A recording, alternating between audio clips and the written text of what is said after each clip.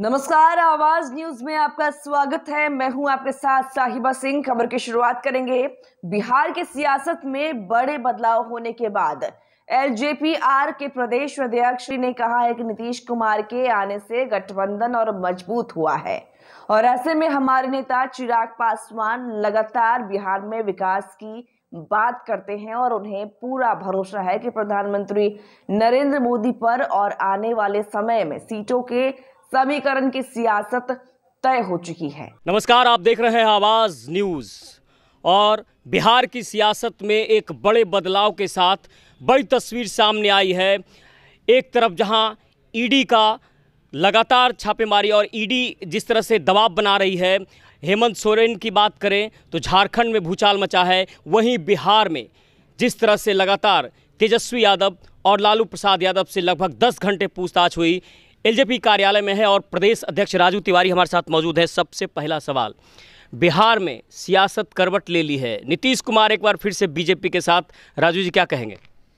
नहीं, अब कहना क्या है भाई। अब तो मान लीजिए इस्तीफा करके आ गए, हमारे नेता आए थे और उनका शपथ ग्रहण हो गया, तो हम लोग तो स्वागत कर ही चुके हैं। अब एक ही बार को बार बार कितनी बार कहवाइएगा आप लोग? नहीं, बात कहवाने की बात नहीं, बात यह है कि लोजपा के सुप्रीमो चिराग पासवान की अगर बात करते हैं तो लगातार वो कह रहे थे कि बिहार में जो हो रहा है वो ठीक नहीं हो रहा है। नीतीश कुमार का उन्होंने लगातार वो कामों पर लगातार प्रहार करते रहे। अब क्योंकि एनडीए के पार्ट आप भी हैं, एनडीए के साथ हैं, तो ऐसे में जो सियासत करवट ली है, ऐसे में राजू तिवारी क्या कहेंगे, अब क्या होगा? देखिए, अब क्या होगा, निश्चित रूप से हमारे नेता नीतीश कुमार के व्यक्तिगत विरोधी तो है नहीं, उनकी नीतियों के विरोध में थे। हमारे नेता का vision Bihar first, very first vision जो है, तो उसमें जैसे पलायन कैसे रुकेगा, युवाओं को रोज़गार कैसे मिलेगा, भ्रष्टाचार, लॉ एंड ऑर्डर, शिक्षा, स्वास्थ्य, बहुत सारे, किसान, छोटे छोटे कल कारखाने, मतलब बहुत सारा कुछ है उसमें। तो निश्चित रूप से उसकी लड़ाई हमारे नेता लड़ रहे हैं और आज भी हम सत्ता में रहने, एक संगठन में, मतलब एक साथ रहने के बावजूद भी अगर कहीं लगेगा हमको कि ये गड़बड़ हो रहा है, तो हम लोग अपना तो दर्ज कराएंगे, बात करेंगे। जो अगुआ है मुख्यमंत्री नीतीश कुमार से, अपनी बातों को हम रखेंगे।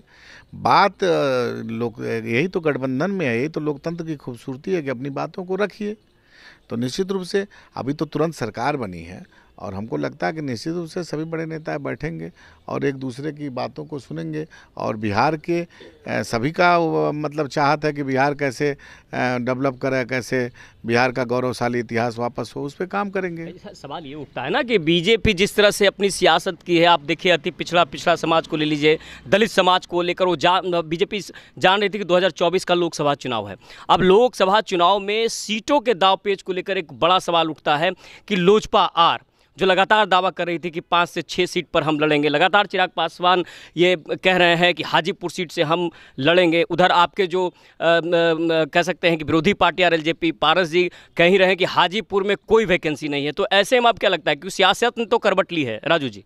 नहीं, सियासत में देखिए, हम लोग भी साथ नीतीश कुमार जी के साथ 19 में भी हम 6+1 पे लड़ चुके हैं।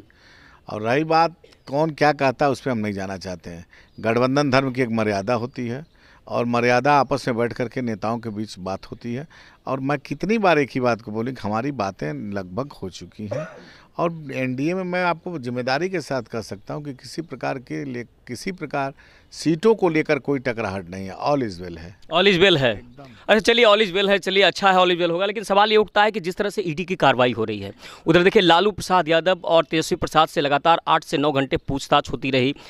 और जो अभी घटनाक्रम झारखंड में घटा है कि हेमंत सोरेन को त्यागपत्र देना पड़ा, ईडी के घेरे में है। उसके अलावा जिस तरह से चंपई सोरेन को वहाँ बनाया गया, इसको आप लोग कैसे देख रहे हैं? नहीं, देखिए, एक चीज़ रख लीजिए कि पूरे देश की एक संवैधानिक व्यवस्था है और ईडी सीबीआई स्वतंत्र संस्था है और ईडी सीबीआई और जो भी का गठन हुआ है निश्चित रूप से इसीलिए होता है कि भ्रष्टाचार पे अंकुश लगे और बिना किसी एविडेंस के ईडी थोड़ी जाती है। हम लोग के खिलाफ में नीतीश कुमार जी थे तो कहाँ एक को बार ईडी उनके यहाँ गई। तो निश्चित रूप से जो इसमें है वो जांच कर रही है और जांच के बाद जो आता है वो होगा। इसमें घबराने की क्या आवश्यकता है किसी को? क्यों नहीं किसी को? जो लोग वही लोग घबराते हैं जो चोरी करते हैं। तो मैं तो ये कहूँगा जब चोरी आप नहीं किए, आप भ्रष्टाचार नहीं किए हैं, तो आपको घबराने की आवश्यकता नहीं है। आपको कुछ नहीं कर सकता है कोई। अगर चोरी किए हैं, भ्रष्टाचार किए हैं, तो निश्चित रूप से उसको फेस करना पड़ेगा और उसका सामना तो करना पड़ेगा कानूनन। चलिए, सवाल एक और उठता है कि जिस तरह से मंत्रिमंडल का गठन अभी पूरी तरह से नहीं हुआ है, 2 डिप्टी सीएम बनाए गए और जो जातीय समीकरण साधा गया है। देखिए, बिहार में सियासत तो होती है जातीय समीकरण पर, वैसे में 2024 का लोकसभा चुनाव बेहद नज़दीक है। एलजेपीआर की क्या रणनीति है? जातीय समीकरण मोदी जी के नेतृत्व में खत्म हो गया पूरे देश में। एक बात मैं बता दूं, आप लोग भी जातीय उन्मादी लोगों से ऊब चुके हैं। अब लोगों को चाहिए डेवलपमेंट, लोगों को चाहिए विकास, लोगों को चाहिए रोजगार, समझ रहे हैं। तो इसलिए मैं ये कहता हूँ कि ऐसी कोई बात जाति पाति वाली बात हमारी पार्टी ना करती है, ना हमारे नेता करते हैं, ना हम उसमें जाना चाहते हैं। हमारे नेता की सोच ये है कि कैसे जो गरीब है, कैसे जो बेरोजगार है, उसको कैसे हम लोग रोजगार उपलब्ध कराएं, कैसे गरीबी रेखा से उसको मुक्त किया है, कैसे उसको आवास मिले, कैसे उसको अपना घर मिले, कैसे उसको सम्मान मिले। इस सब की बात हम करते हैं। और लगभग अब देश के सभी लोग, बिहार के तो सभी जनता चाहती है भाई अब डेवलपमेंट से मतलब है, जाति व्यवस्था से डेवलपमेंट नहीं हो सकता है, विकास से हो सकता है। विकास। लेकिन 9वीं बार मुख्यमंत्री का शपथ लिए और जब त्यागपत्र दे रहे थे नीतीश कुमार, कह रहे थे बड़ा असहज महसूस कर रहे हैं, वहाँ काम नहीं कर पा रहे थे। तो ऐसे में क्या लगता है कि यहाँ जब नए गठबंधन में जब वो आए हैं तो एलजेपीआर भी भले ही हो, लेकिन है तो एनडीए के साथ। तो वो तो बता ही रहे थे कि उसमें घुटन महसूस कर रहे थे, तो उनका अपना अनुभव है ना। अब वो तो जब अपना अनुभव है तो माननीय मुख्यमंत्री नीतीश कुमार ही बताएंगे ना कि हम नहीं काम कर पा रहे थे कि काम कर रहे थे। तो अनुभव तो शेयर कर ही दिए हैं। अब उनकी बातों का, उनकी अनुभव का टिप्पणी हम करने के लिए कहाँ से जायज़ है। क्या अनुभव उनको हुआ है महागठबंधन में, क्या अनुभव उनको हुआ है पिछले एनडीए में, तो अनुभव को साझा वही कर सकते हैं। पारस जी भी कह रहे थे कि हम तो भविष्यवाणी पहले ही कर दिए थे कि नीतीश कुमार वहाँ हैं, ठीक नहीं यहाँ आ जाएंगे, वही हुआ। ठीक हुआ, बड़ी बात है, भविष्यवाणी उन्होंने किया। चूँकि वो अब क्या उनकी बातों को हम नहीं जवाब देना चाहते हैं। भविष्यवाणी किए थे, अच्छा है। उनको तो मान लीजिए उपहार मिला था मंत्रालय ना, पहले नीतीश कुमार जी के माध्यम से मिला। अच्छा, चिराग पासवान क्या रणनीति, देखिए सियासत में रणनीति तय होती है, क्या चिराग पासवान महागठबंधन की ओर भी रुख करेंगे क्या? आप एक चीज़ बता दे रहे हैं, फिर वही बात, अगर मगर की बात मत करिए। वर्तमान में हम एनडीए के साथ हैं और चिराग पासवान को सिद्ध नहीं करना है। चिराग पासवान देश के यशस्वी प्रधानमंत्री में अटूट विश्वास, श्रद्धा है। और उस श्रद्धा विश्वास जो देश ने आज पूरे विश्व में अपना एक छत्र राज्य कायम किया, अपना एक वर्चस्व कायम किया, अपना एक स्थान कायम किया, तो उसमें हमारे नेता का पूरा विश्वास है। हमारे नेता तो, हम लोग तो 2020 में अलग हटने के बावजूद भी प्रधानमंत्री नरेंद्र मोदी की हम लोग तारीफ़ करते हैं, उनके नीतियों की तारीफ़ करते हैं। आज उन्हीं की देन है। आज हमारे नेता स्वर्गीय रामविलास पासवान जी का उसी कैबिनेट में थे, तभी तो हमारे नेता रामविलास पासवान जी ने आज देखिए कितना लोग, 80 करोड़ लोगों को खाद्यान्न मिल रहा है। तो ये तो मेरे नेता एनडीए की सरकार की ही देन है ना। चलिए, अंतिम सवाल, 2024 का जो लोकसभा चुनाव है, दिल से कितनी सीटों पर आप लोग लड़ रहे हैं? अरे भाई, दिल से हम 40 सीट पे लड़ रहे हैं, 40 की 40 सीट पे दिल से लड़ रहे हैं।